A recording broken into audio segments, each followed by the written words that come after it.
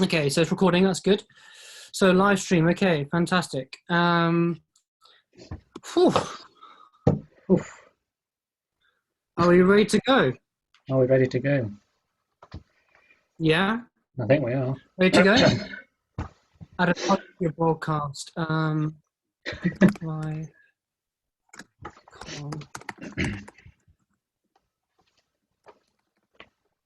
Neither.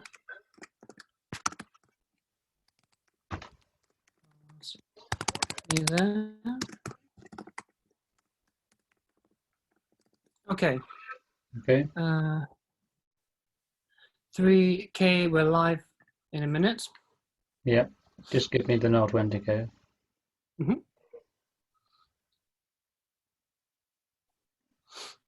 Okay, meeting live on Facebook.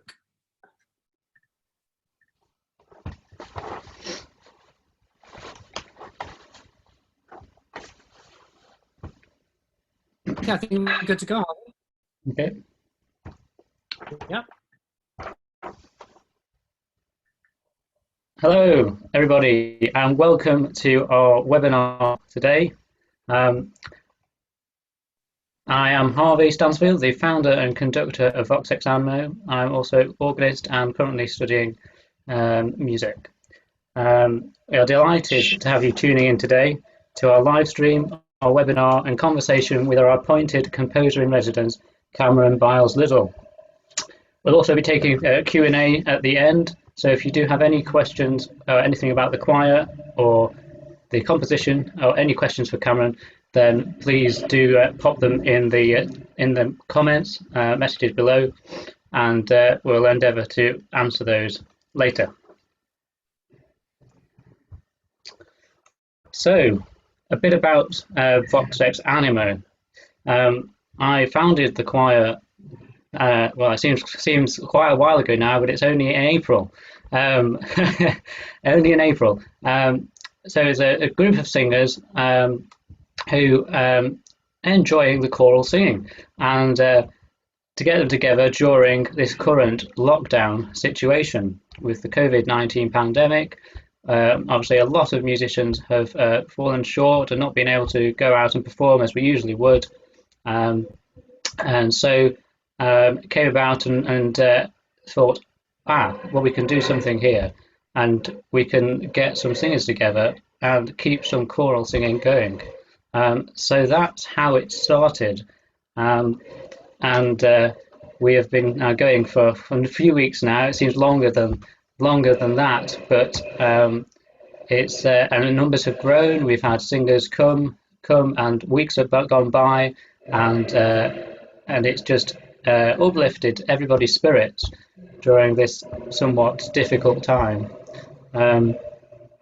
So yes, there's a bit of a starting point.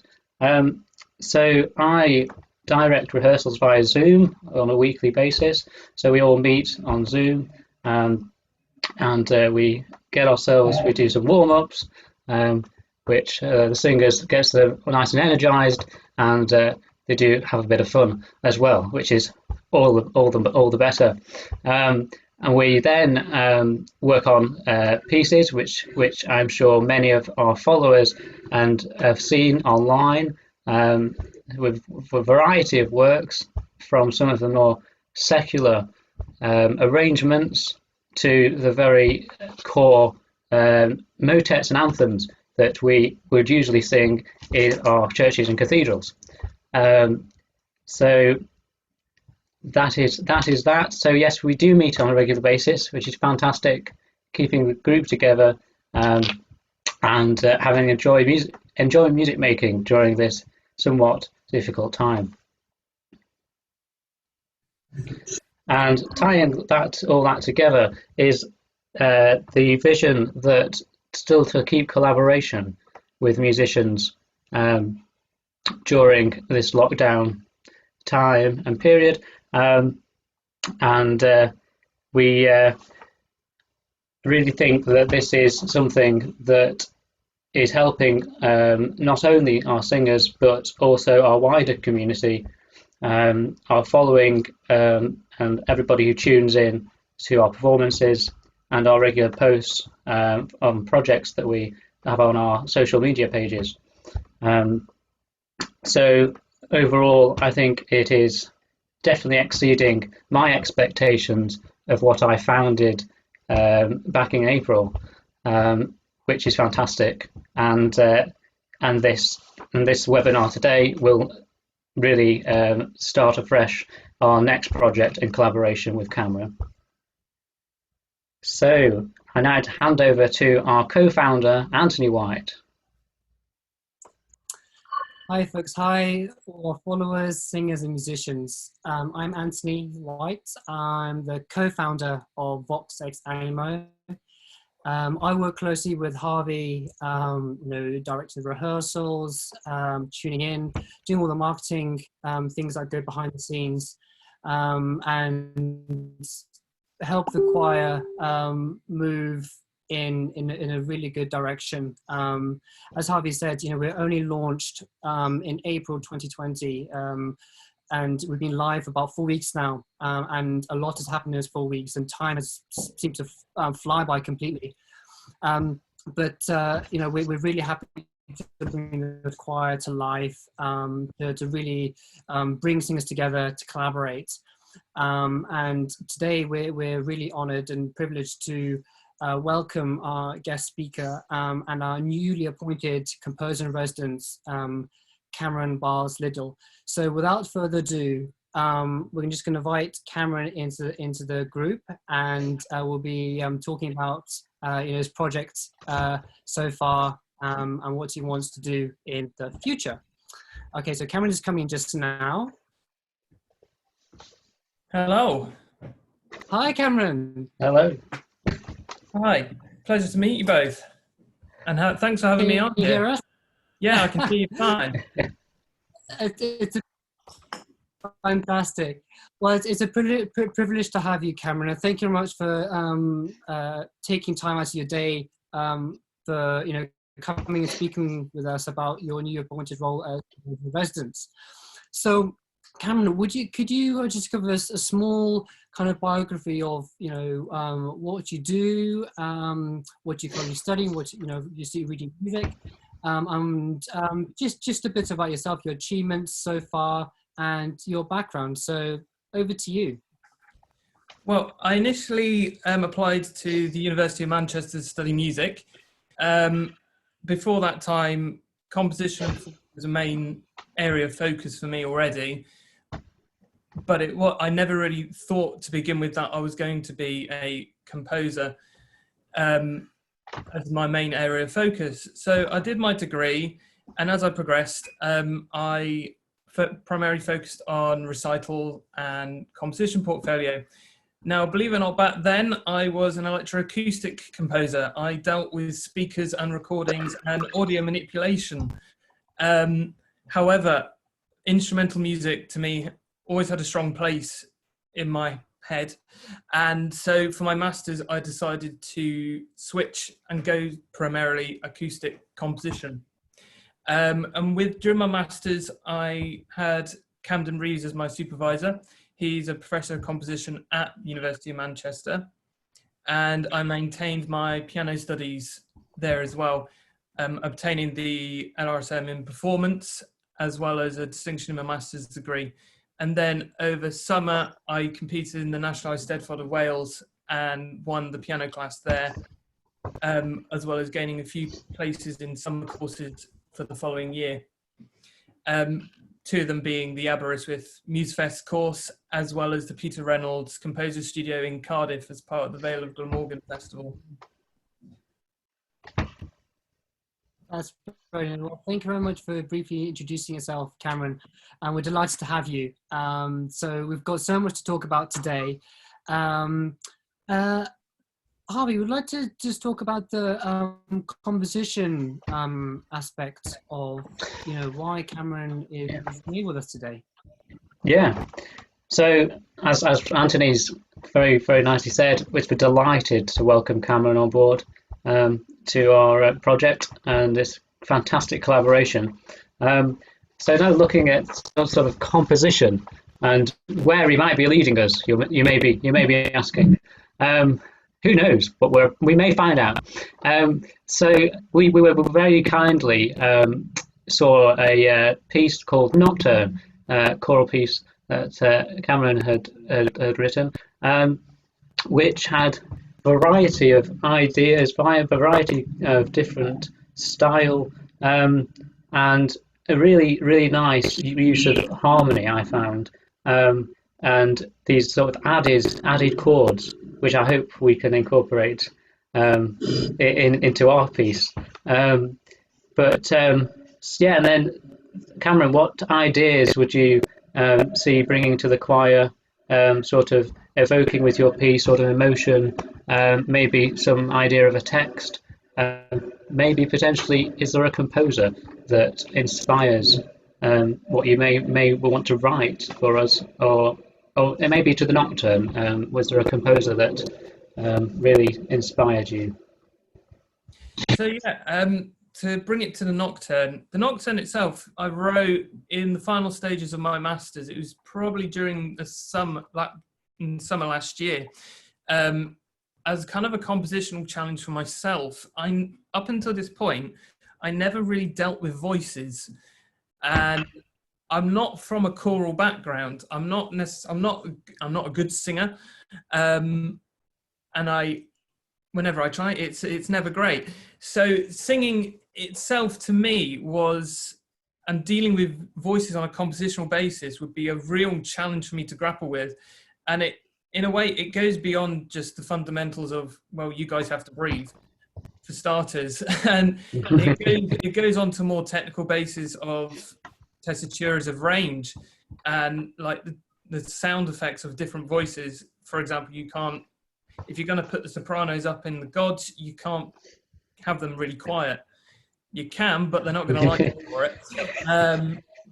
So it's dealing with these ideas that I thought would be a really good challenge to write a kind of small scale piece.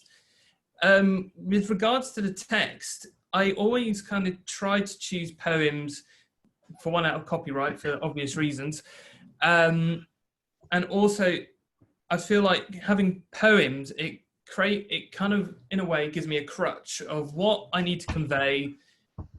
If there's a narrative, do I want to work with it, or do I want to rail against it? As well as that, I feel like a lot of the musical parameters and musical ideas spawn from the text.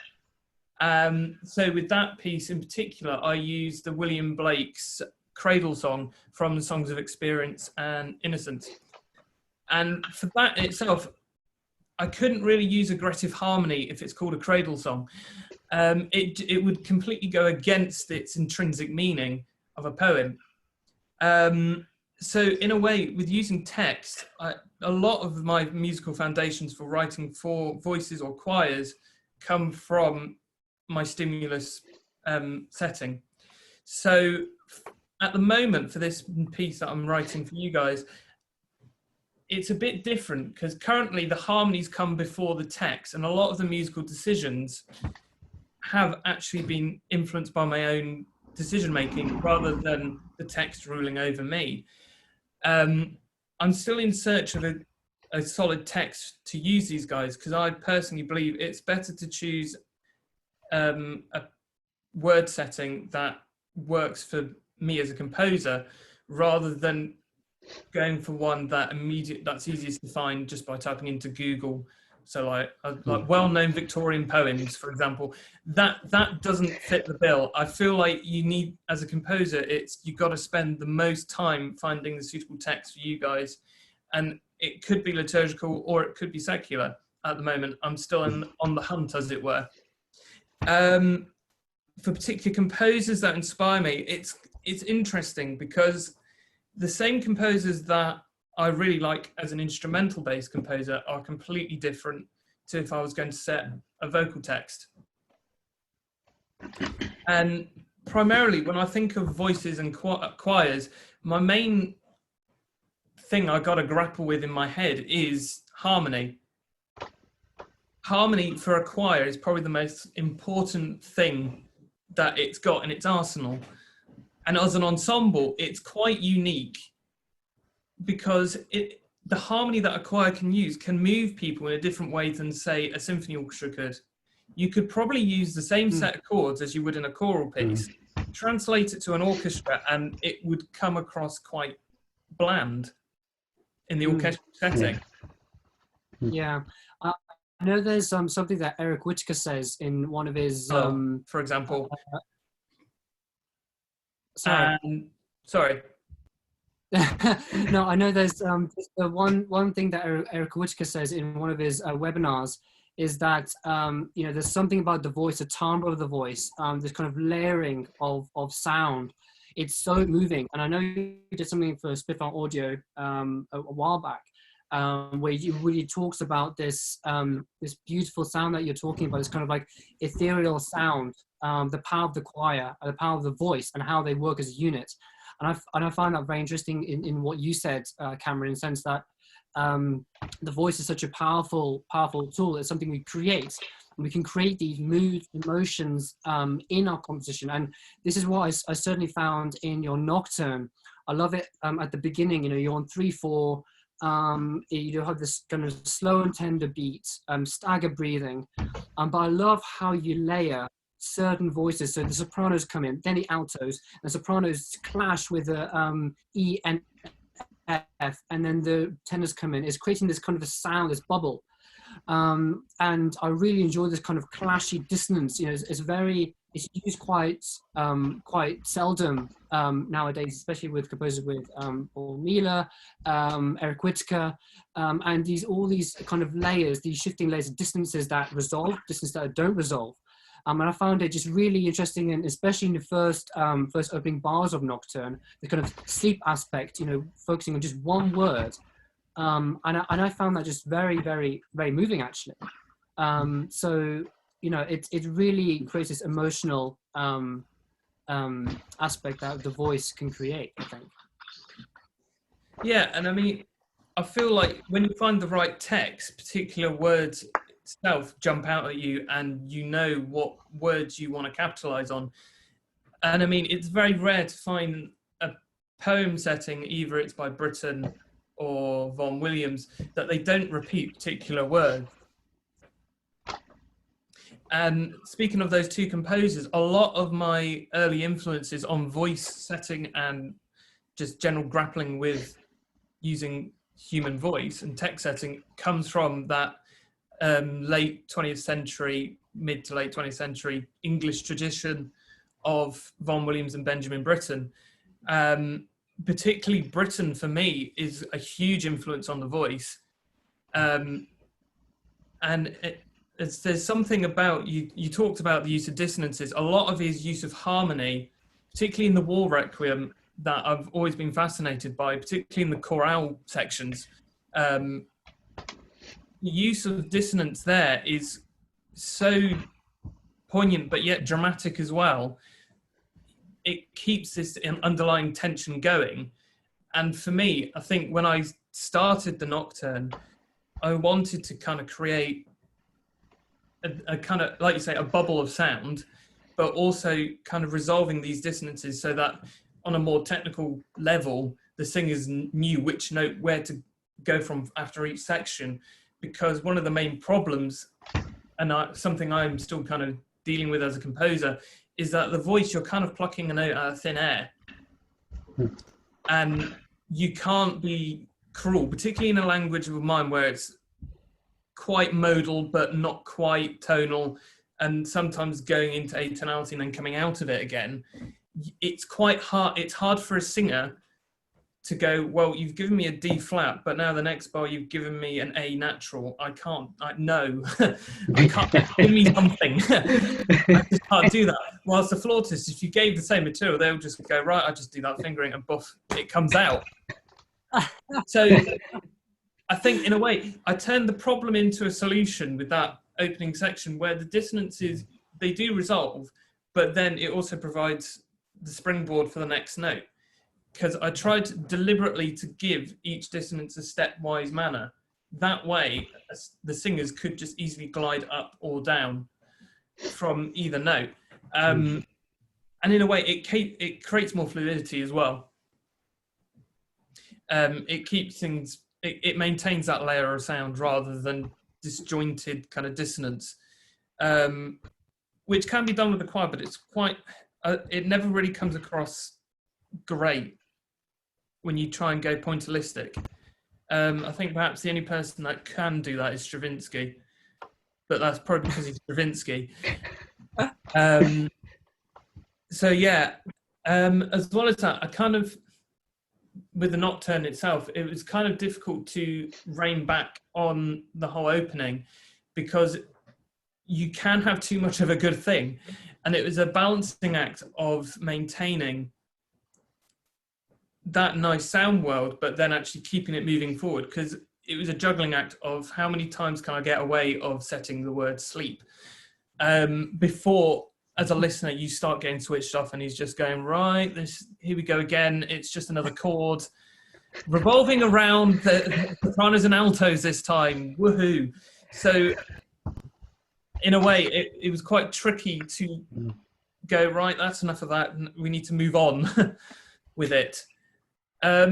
With this piece in particular, I do want to continue in that sound world and vein, but particularly as you're all virtual at the moment, it provides quite a neat challenge where you do need to be a bit more kind of cooperative with the singers, because you can't just go, right, we're going to change speed like this now.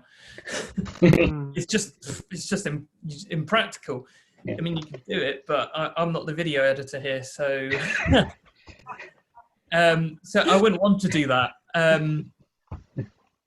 So in a way, it's a nice opportunity to maintain this lush harmony inspired by, you could say, the French Impressionist and Messiaen and Dutilleux, but also rein it back a bit so it's actually simple 4 parts, and you can create the same harmony without being so cluttered. Because if I was going to look back on the nocturne and rewrite it, my one bit of criticism is it's quite cluttered. Harmonically, you could probably achieve the same effects in a very much more cleaner process. So that's probably something I'm looking to develop towards with you guys. I don't know if there's anything you wish to ask me more about the piece itself or the piece for you guys. I think I really enjoy it. I think that the thing that really strikes me, Cameron, is that the sense you've never really written choral music before, and it's such a large kind of bubble of composers composing this music currently, and I think that we're so delighted to have you, and I think what's important is that you joining us gives you this kind of platform to experiment with musical ideas, musical motifs that, albeit virtually, you can really develop, your kind of choral style. And what, I know we're going to talk about some workshops and performances later on in the conversation, but we're delighted to work with you, and especially with the choir. We'll be delighted to have you, and we'd really love to hear what you compose, and so we'll be working very closely with you over the upcoming months to create this choral piece of music. The thing I want to ask is, what composer do you think gives you the most inspiration? I know we've mentioned a few already, but if you would want to pick one composer out of all of them, which one would it be? Which sort of, it's not almost pastiche, but which kind of point would you like to take from that composer, say, I would like to use this, and then use it my own way in your composition? Yeah, I mean, it's an interesting question, because if you ask me in an instrumental sense, I'll give you one answer. If you ask me in a vocal and choral setting, I'll give you another. And then I might undermine it all by just saying, well, that depends on what piece I'm writing. But I suppose, to give a political answer that will probably go through, I'll answer both for instrumental and choral music. Instrumental for me, I've always been fascinated with rhythm. In fact, my PhD is basically around rhythm. It's exploring time and status of motion. And I'm often fascinated by pulsating rhythms. And that ranges from, say, like Bela Bartok and his aggressive kind of nationalistic style, particularly in his string quartet, which I always refer back to as my own instrumental style, because it's just a groundbreaking piece of writing, and it blew my mind when I first came across it. But it also, to more contemporary music, I'm very much interested with John Adams' minimalism. So John Adams, Adairs, and some of the more recent composers in Britain, like Hugh Watkins, Philip Cashian, particularly the London Centre for Instrumental Music. It's that there was a mention I read somewhere that there's this rebirth of Tippett-style language, where it's using classical forms and classical language sincerely, rather than, say, like if you're Prokofiev or Ligeti, where it's tongue-in-cheek. And for me, I think that's quite a pertinent message. And I think for me, it's finding my voice within that, not to use the poor term, conservative outlook on contemporary music, but in a way it's not, because it's exploring old ideas but making fresh music from them. Choral music, for one, it's interesting. So you mentioned that it's a breadth of repertoire, and it's potentially that reason I steered away from choral music, combined with the fact that I wasn't a chorister or a vocalist. I felt a bit intimidated in approaching this ensemble with vast numbers of people, and often have an idea of, if they ask me a question, I'll be like, I just don't know. I'm not a singer. Can't you just do it? Yeah. So in a way, it's taken me this time to start dealing with voices, and as well, there's been a bit of a tradition of whether you're a choral composer or you're an instrumental composer, and you daren't mix the two because it's like oil on water. But I feel like that tradition is stopping now, and I feel like chorally, my roots are still firmly in Britain, and particularly the imagery and the word painting that he uses is quite unique. And to me, and its relationship with instruments as well, is quite a big inspiration for me if I'm going to be a vocal composer or writer of vocal music. And particularly Serenade for French horn, strings and tenor. I've always been referring to it if I'm dealing with the voice, even if it's in a choral setting or a solo setting. A lot of his work and a lot of his song cycles are very well written, and they just sound natural to the voice. There's no sense of he's pushing the envelope or forcing the singer to do anything that's out of its comfort zone.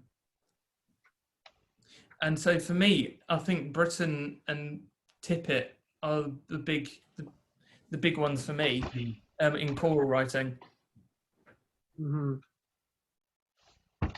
That's fantastic. Thank you for that, Cameron. I mean, Harvey and I are both organists, and we have kind of had that choral background, and I feel that more now than ever, really, before that.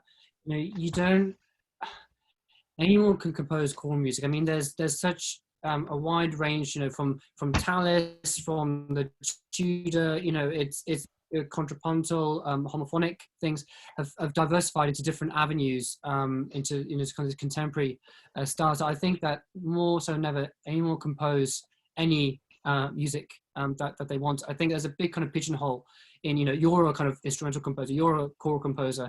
I think, it's the more we kind of explore these areas and kind of have this kind of diffusion between the different kind of ways of writing and kind of voice leading and in terms of orchestration in instrumental music. I feel that, there's more than ever time to kind of experiment. Harvey, I think, we were talking about, what we wanted kind of Cameron to evoke in his piece of music, in terms of emotions, narrative. What were your thoughts on that? Yeah. So I think it's, as we're saying, it's really picking on a good text, and then sort of relaying that with the harmonic structure, if you will, and certain dissonances, if you so desire, and Yeah, no, I'm not knocking dissonance. Dissonance is so good. Um, Sorry, um, Limbo's been dead for over 50 years. That it's very much emancipated now. yes, rightly so. We are very firmly being brought to tradition, and I think this collaboration it definitely open avenues that we've probably never really um, discovered, and vice versa. Um, you know, we've got the background of the choral world, so to speak, and we can kind of develop and say, well, this is something, and the other. But I must admit, I want to draw back to Britain, if I may. He is my composer too, so I am 10 out of 10 for that. Um, yes, I love Britain. The War Requiem, fantastic work. And talking about the solo singing, and for solo pieces, particularly with Peter Pears and sort of the folk songs. Oh, absolutely exquisite music. Um, so yeah, anything in that kind of sort of vein. But I find that really does bring to the core of the emotion. Like I say, with the harmonies he uses and the way he um, uses the voice, whether that's range or the structure of the harmonies. So I think that really brings the emotion through. And maybe Cameron is a sort of a narrative um, to the work, sort of telling a story, whether that's something you may find a connection with the current times we're in, or yeah, what do you see, as well as bringing the text out, of course, sort of a background story, maybe narrative that runs through the piece. Yeah, I mean, it really depends on the text that is set. For me, I never want to superimpose my own kind of narrative to the text. Sure, I can try and reflect its meaning through the music. However, if the poem itself has an A to B to C to A, I want to reflect that rather than kind of manfangle it. I mean, interestingly, you raise narrative. The Nocturne itself is actually a spliced version of the original poem, because the poem itself is really long. And part of the problem of setting text is you could find one like stanza which is perfect, but then the rest of it you really just don't want to go there. It's just like well, I created 6 minutes from 4 lines of text. If you multiply that up to 3 verses, it's ungodly. So in a way, I think maintaining its meaning is always intrinsic, but like forming my own narrative and story, I think primarily has to serve the text rather than myself. Some people would disagree with that. I mean, it's more of a personal compositional decision rather than a set rule. I mean, you've got the likes of Boulez and Birtwistle that have gone anti-meaning, where you do have to have the thorough knowledge of the text to get the wry satire, humour that these two composers are doing over their song cycles, and their whole language and word setting is exactly going against what is trying to be implied through the text, which is an interesting discussion in itself. But for me as a composer, I never really find much joy or purpose in doing that, because if someone's written or spent time to write these words, why should I go against what they're trying to write? And as well as that, I don't, and you can open up the can of worms of interpretation of text and all that, and I don't really want to get into that academic debate, but for me itself, a form of narrative and emotions position will come from the text. I don't really want to superimpose much meaning into the musical language. And for me personally, using emotions is quite so an emotive word to use in music, pardon the pun, but like emotions is quite personal and subjective. And if I go on and go say, right, I want this music to be sad from the off, I feel like it's almost too restraining, because another listener and another viewer could easily just go, well, I think that's quite happy. And does that mean I've failed as a composer to reflect sorrow? I honestly don't know. It goes back to the whole, it depends on the text. If it's a dirge, for example, and it's a mournful poem, if I present it happily, yeah, I feel like, yeah, I might have failed it, or done a Burt whistle and done anti-meaning. But trying to set in stone moods and emotions is quite, I wouldn't say dangerous, but it's quite restrictive to go, right, I'm going to capture this mood in 1 minute, and then I'm going to transition into this. I suppose in a way I'm a bit more forensic in going, right, I'm going to make these decisions and these harmonies are going to be used. Make of them what you will. They can serve whatever you want them to be. Yeah. I'm just using them to create colour, harmony, and just try. I mean, I do have this theory of light and dark harmony, but I'm not to the point of a Jacob Collier of negative harmony and like microtonal. But I do believe, yeah. But I do believe that like certain movements and certain shifts in harmony can brighten things or deaden things. For example, it's quite easy. If you shift everything up a semitone, everything suddenly seems brighter. And it's a well-tried fact. And so I do believe in in particular regions of a piece, I would go, right, I'm going to shift the harmony up to make it brighter or make it darker. And like these tools can be quite useful for word setting and word painting. So really, I think more in terms of harmony and colour rather than moods and emotions, if that makes any sense. You could easily argue they're basically the same thing, but just more clinically removed. But I prefer my terms. Completely Great. Cameron, it's fantastic to hear your kind of interpretation on this, and I wanted to kind of dive into the in terms of, you know, because now you're our composer in residence, and we're delighted to have you.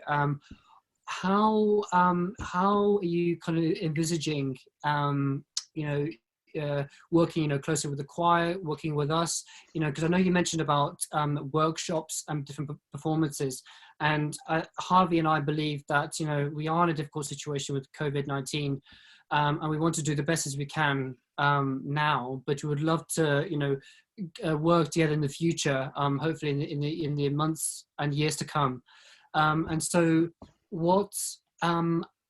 how would you like to, present your workshops, in terms of choral kind of experimentation and performances, albeit virtually? How would you kind of envisage that in the current kind of situation we're in just now? That's an interesting question to ask, because normally when I approach workshops, even in normal circumstances in person, I tend to have a working draft of some description where it's like a section. Normally it's going to be about 1 to 2 minutes worth of stuff. And I tend to go into them with quite an open mind, or try and, initially for the first stages of a piece, there are some things where if a composer writes something down and thinks it's a good idea, it may not translate to a good idea in real life. And I think it's quite important to recognise that as a composer and go, actually, that was a bit naff. And it wasn't your guy's fault, it was me. And I think I try and keep myself open to new ideas, and particularly performance feedback, because I'm a performer myself. I'm a regular concert pianist. I see it from your guys' perspective as well. I don't like going, well, I've wrote it this way, tough, deal with it. Of course, there are limitations to this. If it is a fundamental basic bit of technique, then I'll be like, come on, you can do this. It is just a scale. But if it is something where I'm a bit questioning over it, I'm not fearful to go, you know what, let's just scrap it. Let me try and think something similar but a bit different to what I've just done, because I think the importance, people always think composers write stuff and then it's a definitive article and then that's that and everything is jolly with the world. It's not. It's collaboration is quite important, and it's a word I always use anyway when writing pieces, because you need to know the players before you write the music. Mm-hmm. And particularly with the voices, It's on Zoom. You need to kind of really get to know the players and singers, because they all have different ranges. Mm-hmm. They all have different textures, different breaking points, and it's very important to get that right in a piece of music, particularly if you're writing them, because if you do hit that break point, it won't sound nice, particularly if you do the semitone joint, and it doesn't work unless you want the glitchy effect, which is fine. If you want that effect and you're deliberate about it, then that's fine, but you should never unintentionally go into these things in the end result. So with these workshops, it's very much a key of collaboration, experimentation, really. Particularly the one thing I'm grappling with is the virtual side of things. It won't be as easy to do rehearsal sections or like different chunks. It will probably be, I'd imagine it'd have to be line by line, and try and picture the harmony via that way. But as well, it's quite interesting to deal with internet lag and latency. Absolutely. I mean, Harvey and I, we've been rehearsals every single Wednesday since our inception with the choir. And we found out pretty fast, I mean, the first rehearsal, we tried everyone without meeting themselves, and it was absolute carnage. We, you know, it's presented definitely a challenge to rehearsals and workshops, but we're finding new ways, you know, from using each other on Zoom, and I find that Zoom is fantastic, and Harvey and I have been using it, you know, for our meetings, for the choir and stuff. I think it's really effective, and yeah, no, I mean it's really interesting. And Harvey, I mean, what else would you like Cameron to bring to the choir in the upcoming months, do you think? Well, I'm sure Cameron's going to bring lots of exciting things, not only for us but for the choir and for the singers, and we're all very much looking forward to getting on with these workshops and seeing how they're going to begin, and how we can get the technology to work in our best favour, I suppose. No, I think what's quite interesting in terms of what workshops you're mentioning, Cameron, is you know, we've got this kind of challenge of, you know, maybe doing kind of sectionals bit by bit, so not all in one go. I know that's something Eric Whitaker did with his virtual choir sixth that he's done over the past couple of weeks. 3-4 weeks, and I think with workshops it's really also quite beneficial to make mistakes. You know, it's not all fine and dandy. Oh, you play this line. Oh, I like that. I don't like that. I think it's in the moment is making the mistake and saying, oh, that doesn't work. Let's try this. Soprano, sing that F sharp instead of an F natural. I think it's you know, working live with musicians virtually and saying, oh, let's try this. It's all the experimentation. I think this is especially what's so that we're delighted about, because, you know, you're wanting to do these workshops with our choir, which is fantastic, and having this kind of platform to experiment and saying, okay, let's try this. Of course, it's very different in the sense that if you have a choir in front of you, you know, you get this instant feedback from the choir members. So it's very much different now, but it's still letting us experiment with what we have, with the tools we have, and the technology which allows us to do it. And I feel that, you know, it's, you know, we're really delighted to have you, because it is creating this other way of creating music that, you know, was perhaps never, well, has been done before, but, you know, now more so than ever has been crucial in sustaining music, and definitely choral music now. And I think that, you know, Harvey and, you know, with Cam, you know, we were talking with Cameron, I think the sense of collaboration is so important now more than ever. because, you know, for some of us, you know, we've been had to stay at home. You know, we've had so much different stuff going on with lockdown and the restrictions that COVID-19 has imposed on us. And for many musicians, it's meant that, you know, we loss of jobs perhaps, or lack of, you know, employment opportunities, teaching, composing, you know, working on these collaborations that were so instantaneous. We could just maybe message someone and we could meet up for like a band rehearsal or something. It was that easy. And I know with my friends, you know, we could just visit around the corner and talk. But now we've got, you know, seas and land separating us, different time zones, which makes it that extra difficult. And I think that albeit, you know, we are virtual, you know, we're different parts of the world. And what's so special about a choir, you know, is we're international. You know, we've got singers across UK, we've got singers from Germany coming in, which is absolutely fantastic. And you know, the collaboration aspect and international kind of aspect really, I think, work in tying us together, unifying us together rather than tearing us apart, which we may feel right now because some people may be quite alone without family and it's hard, they can't get back home. And so I think this collaboration aspect is really important, really crucial, that both Harvey and you mentioned in our discussion.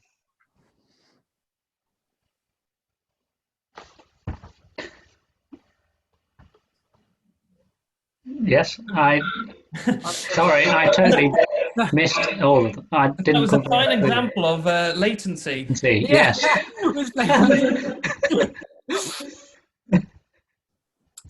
Harvey, we'd like just to kind of top and tail things off. Thank you. Yes. Yeah.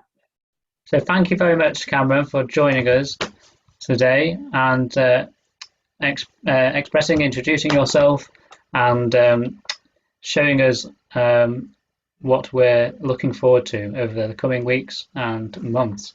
And it's great to have you on board, and we're very much looking forward to this collaboration, as we've keep saying is the most important thing during this current crisis.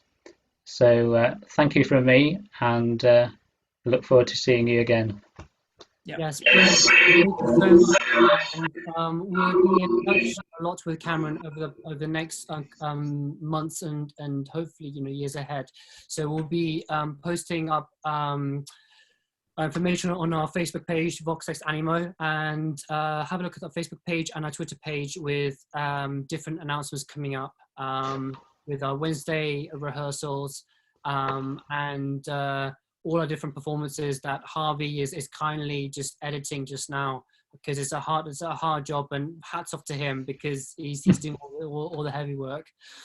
Brilliant. Well, thank you so much for your time, Cameron. We really appreciate you coming to talk to us, you know, especially in a busy schedule with so much going on with your compositions and different projects. And we very much look forward to let our followers and singers know of all the progress and you know, projects and ideas we have in mind for the upcoming months. So thank you so much, Cameron, and we look forward to inviting you at some point soon to speak again with our friends. Great, thank you for having me. It was great being on here. Thank you very much. Thank you, Cameron. Thank you. So thank you very much, followers. We're absolutely delighted to have Cameron with us, and you know, we did highlight that collaboration is so important in the current climate we're living in, and so one thing that Cameron did mention is that, you know, he only got in contact with us maybe a week, was it, Harvey, a week or two? Yeah, a couple of weeks ago. Yeah. Page. And I think that's so incredible that it's created this quick response. And we didn't even know Cameron beforehand, which was absolutely incredible. And it's incredible to have this talented composer, both in the choral and the instrumental sense, bringing different things to the table, so to speak. So, you know, we're really delighted to have him, I think, Harvey, don't we? Yeah, we are indeed. So That's near the end of our webinar. We're here a bit earlier than we anticipated. So I think the only thing we have to do is thank Cameron for his time today, and also Yes. thank all the choirs, all our choir and singers. So Harvey, we'd like to just say our thanks to everyone. Thank you very much, Anthony. I'd just like to say thank you to Anthony, my fantastic assistant. It does a lot behind the scenes, and which not many people get to see. So I just want to highlight that first and foremost. I could not do this without him. So thank you very much. Yes, I can hear you all clapping. That's good. Now, thanks to the choir. Now, the choirs don't happen without the people make it, don't they? And particularly during our current times, it's just great. And as Anthony said, we are international. We've got people coming in from Germany, and it's fantastic, brilliant. And people are just coming together to enjoy singing, and that's what it's all about. And keeping this positive, and with the music making, keeping it positive times, and everybody enjoying it. So I'd like to say a huge thank you to all the singers who have really committed wholeheartedly to this project. And it's not easy. We're still learning as we're going along, and that does include the editing process. Yeah. So hats off to the singers, and I do hope that we can maybe have some another webinar with some singers, and to get their sort of feelings and tell them their thoughts and how things are going for them and how they're enjoying the process as well. So I think that would be really good. But yes, they are. Everybody is taking everything in their stride, and it is fantastic to see it coming and blooming much quicker and even more than I ever anticipated. And I said at the beginning, it's just remarkable how since we started the social media, and I'll get on to some followers in a bit, but how things have flown from having that outlet to promote what we are doing. So yeah.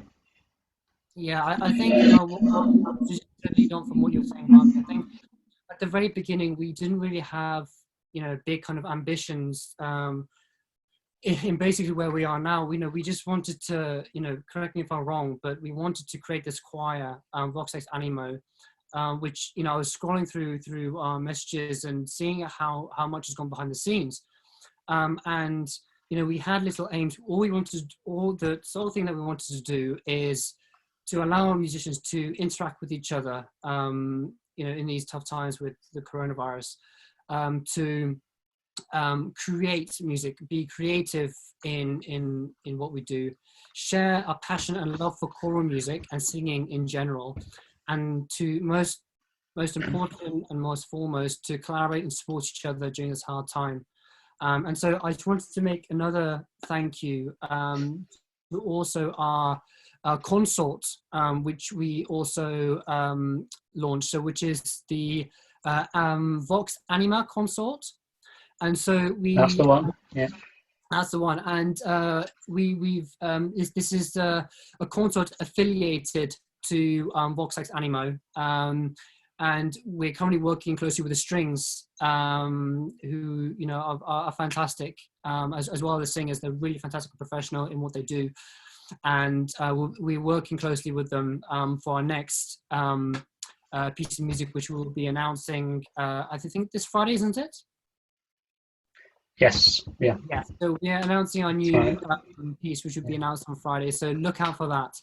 I think without further ado, I'd like to thank Harvey first and foremost, because Harvey, we met I think maybe 5-6 years ago in Cambridge on an organ course. Very, very different in where we were at that time. We never envisaged that we would do this kind of project together in the years to come. And so it is really hats off to Harvey, because he's the founder of the choir. He's done so much. He's done so much editing, so much work behind the scenes. So I think there's lots of organisation involved in what he's doing. So we're really thankful for him for what he does. And really, without him, the choir wouldn't exist. We instilled these aims to create this virtual choir to collaborate together. And it's really hats off to you, Harvey. Thank you so much. And I also want to say thank you very much for premiering my new piano piece, Unity, which Harvey played very beautifully. We've got loads of fantastic people that have already played it, and Harvey was the first kind of person to set the UK premiere. So I'll be sending out a thank you note to everyone who's played that piece. So thank you so much, Harvey. I appreciate that, and I really appreciate our friendship and collaboration that we're continuing to grow and nourish as the months and years go by. So I think that's really it from us. And thank you so much. Thank you very much, Anthony. And thank you very much for those very kind words. I'm trying to hold it back here.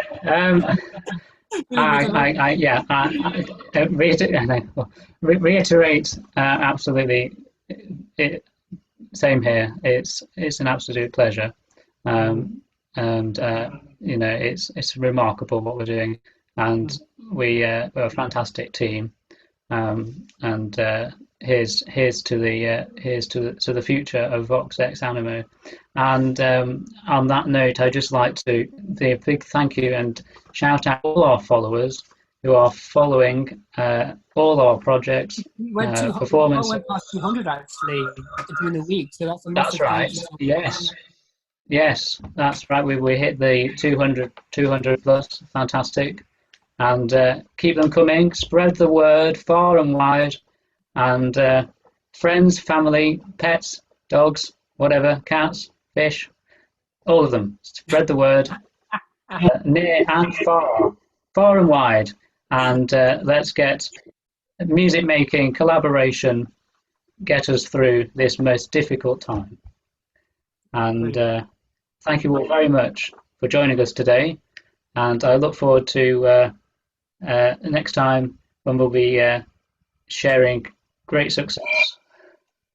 Brilliant. Well, thank you ever so much for this our live conversation with Cameron Biles-Liddell, our new composer in residence. So a massive thank you to him again.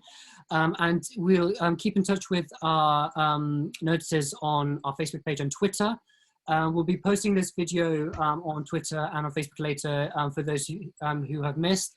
If you do have any questions regarding our collaboration or anything you'd like to ask us, don't hesitate to get in contact with us in the send message button on our page.